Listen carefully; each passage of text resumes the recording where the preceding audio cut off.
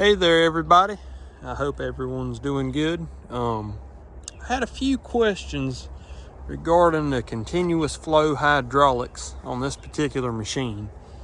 And as some of you may know, a lot of these excavators do not have continuous flow. And we had a big mulching project and I did not want to sit there with my foot on the pedal and actuate the hydraulics. So I come up with a system that allowed me to flip a couple switches and use my auxiliary hydraulics continuously. Now I will say on this particular machine, the auxiliary hydraulics are controlled through this pedal. And that physically opens a valve underneath the cab I'm about to show you.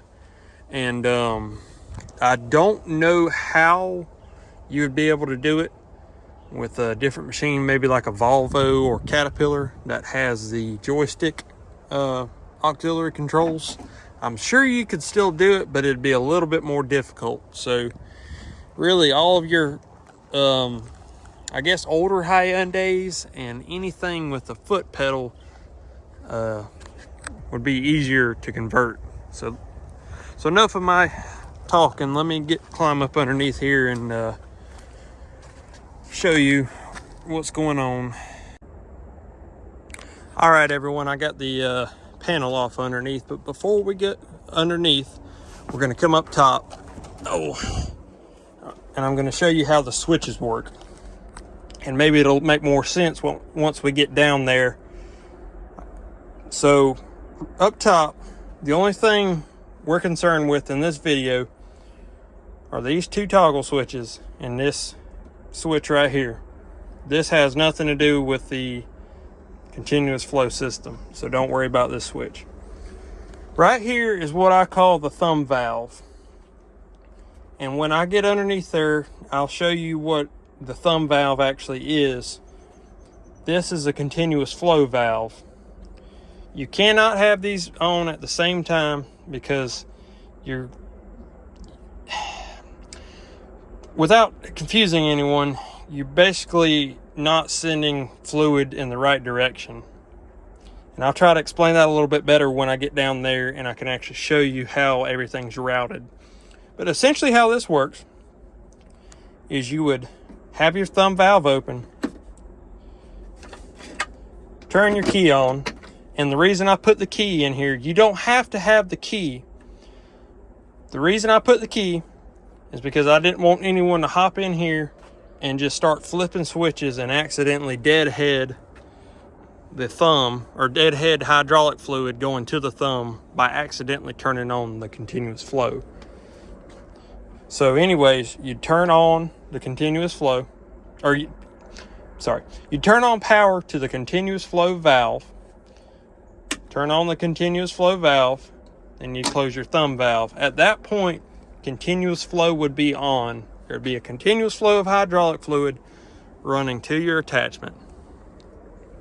You turn it off, you turn the thumb valve back on, and you close the continuous flow valve.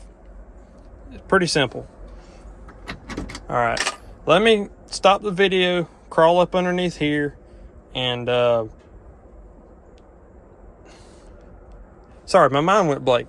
Let me crawl up underneath here and take a video of how everything's plumbed and try to explain the best way I can how this system works.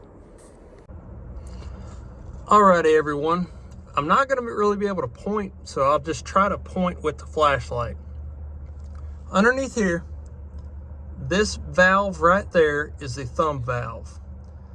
That valve right there is the actual foot pedal, which would control your auxiliary hydraulics. And this system will really work best on a machine with the foot pedal control auxiliary hydraulics. So like I said, this is your thumb valve.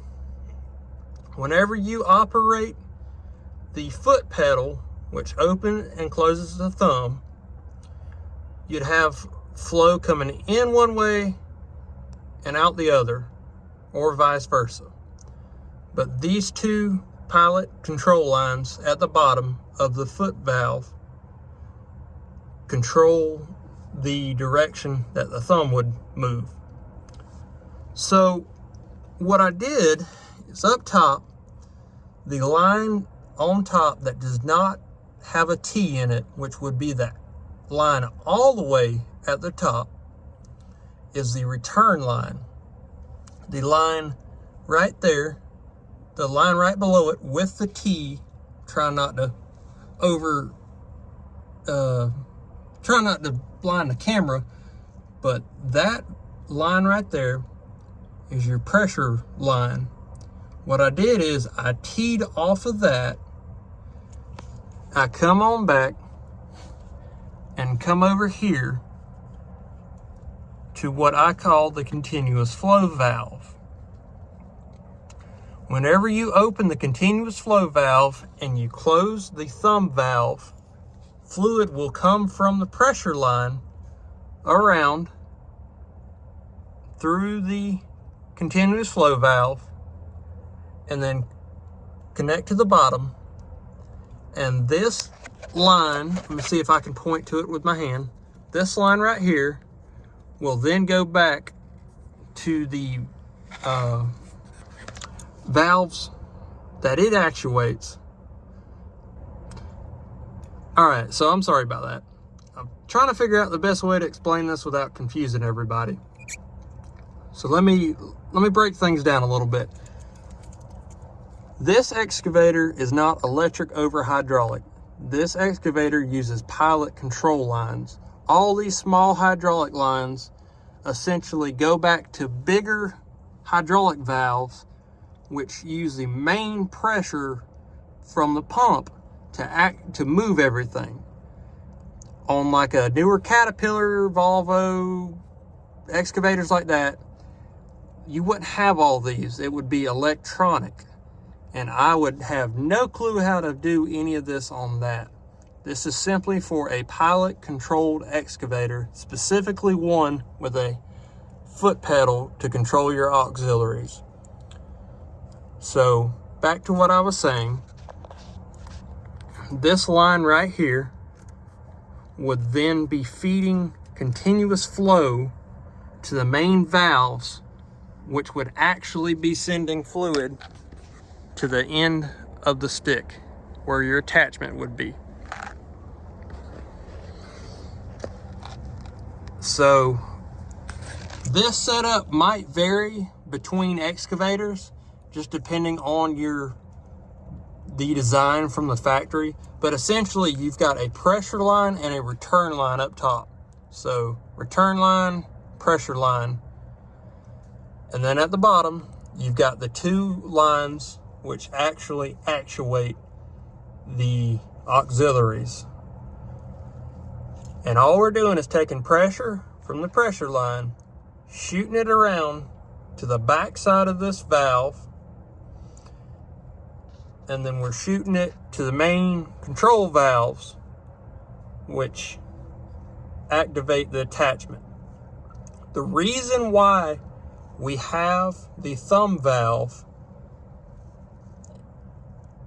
is you have to shut flow off, otherwise you'd be pushing flow back through that valve, and it just doesn't work good. The head doesn't spool up all the way, and it just fights itself. So you also do not want to put a one-way valve right there, because fluid has to flow both ways to actuate the thumb. So electronic valve is the best way to do it. So I hope this has helped somebody out. Let me come on back, and you can screenshot that if you need to. Maybe that'll help you. And if you have any questions, leave them down in the comments below, and I'll do my best to answer them. And I'm no mechanic. I'm just a guy with a little bit of mechanical knowledge. So that might not be the best way to do it, but that's the way I found to do it, and it worked best for me.